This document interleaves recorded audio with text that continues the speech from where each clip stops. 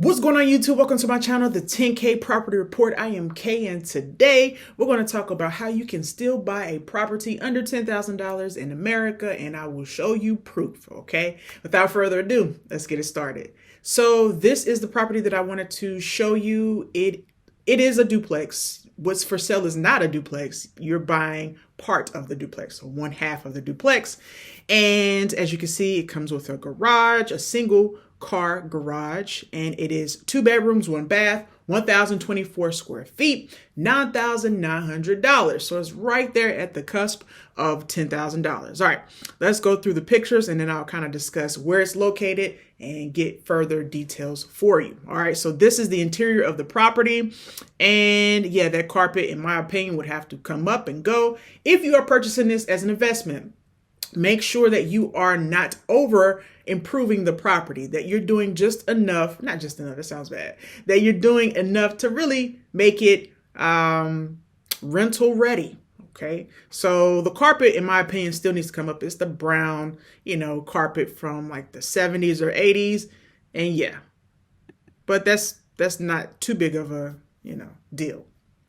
I'm not a fan, I said this in my last video, I'm not necessarily a fan of the wood paneling inside a home. However, that could stay if you're trying to turn this over for a profit. Some folks are trying to fix and flip the property to resell it on the market, especially at a price point of $9,900. You could potentially purchase it and flip it. But this is the time where I say, make sure you do your own due diligence. That is your responsibility. I'm just a person on YouTube bringing these deals to you that I find on Zillow, but make sure that you, of course, do your own due diligence. Excuse the phone call on my phone, all right, on my watch. All right, so yeah, this is the living room, it appears.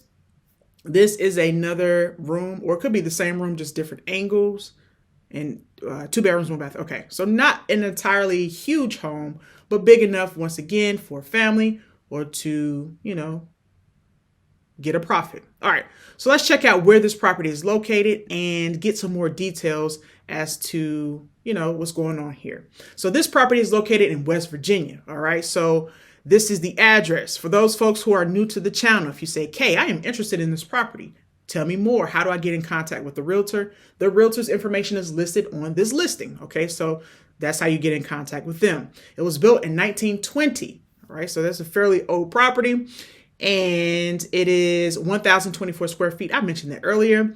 Here it says a description, or gives a description of the property. I'm not going to read the entire description. I would love for you to do that on your own time because that's a part of your due diligence. At the time of this recording, it's been on Zillow for 8 days, okay, with 41 saves, okay? So these folks are highly interested. One thing that I did see in the description, it says it's sold as is. It comes with endless possibilities. And it says this property offers incredible potential for the savvy investor or renovation specialist. So in the event that you are a contractor yourself and you know how to renovate these properties, ding, ding, ding, ding, that's awesome. In the event that you are not a contractor, you do not know how to renovate this type of property or these types of properties, and you have to hire out, just know that you may pay a little bit more, a lot more, to renovate. And renovations and the cost of the renovations depends on the area. So I'm highlighting West Virginia today on this video. So you would need to know what the average repair cost in the area, what it is, and call around, right, and get those estimates for the property in the event that you purchase it. Right? You might not be interested.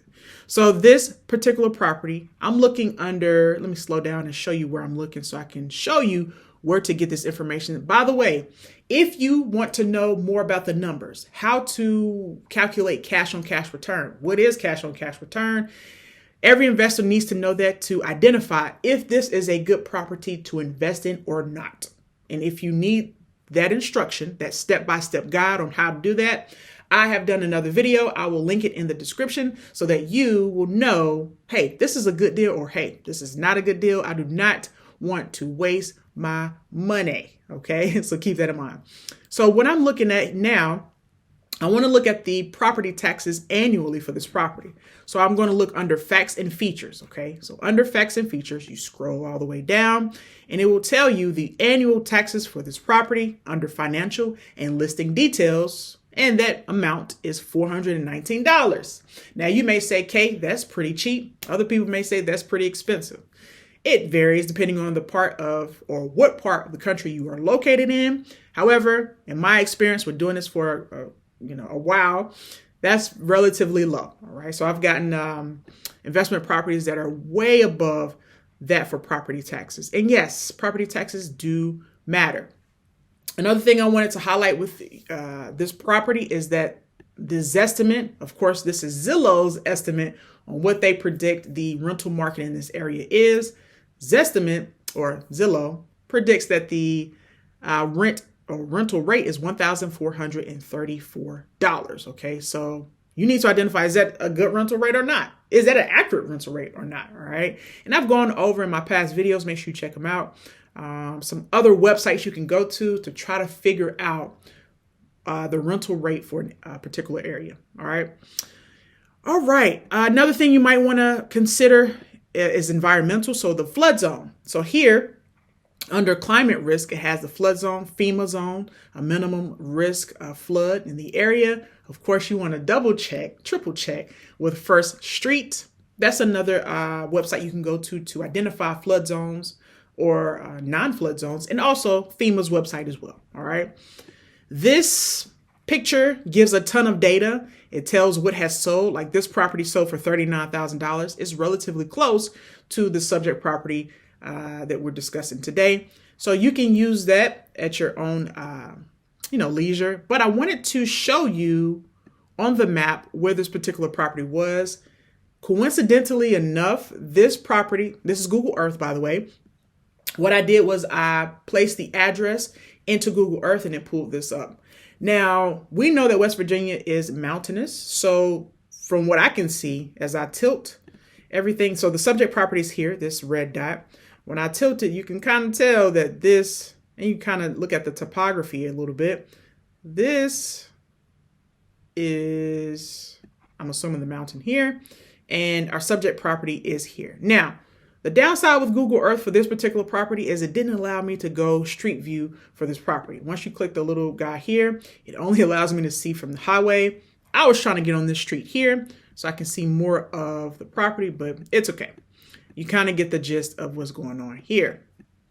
So again, this is a part of a duplex. You are not purchasing a duplex. You're purchasing one half of that duplex. Okay, so keep that in mind. I didn't want you to get confused thinking you were buying 2 units for $9,000. That's not the case. You're only buying one of the 2. Okay. Let's see. What else can we look at with this property? Make sure you, let's see. Built in 1920. Oh, zoning. So this is zone R-1A. I have no clue what R-1A means in West Virginia, okay? Because I don't invest in West Virginia. However, what you should do, this is a nugget. This is a nugget. What you should do is get the zoning table for this particular county, okay, in West Virginia. So where is this located again? Wheeling, West Virginia. So get the zoning map, or not zoning map, the zoning table for Wheeling, West Virginia, and it will tell you what that zoning means. Okay, so what was it? R1A, I think. R-1A. It will tell you exactly what that means and what's allowed at that particular property and what's not allowed. Okay, so zoning matters a lot. Okay, you want to pick a property that you can take advantage of the highest and best use of that land or the property in general. Okay, so you may stumble across a property that is dual zoned. I don't know if this one is or not. That's a part of your due diligence, but yeah, the zoning table will let you know exactly what R1A means for West Virginia. Okay, for Wheeling, West Virginia.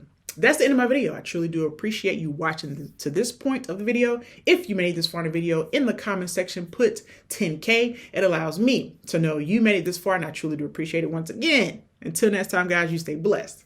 Peace.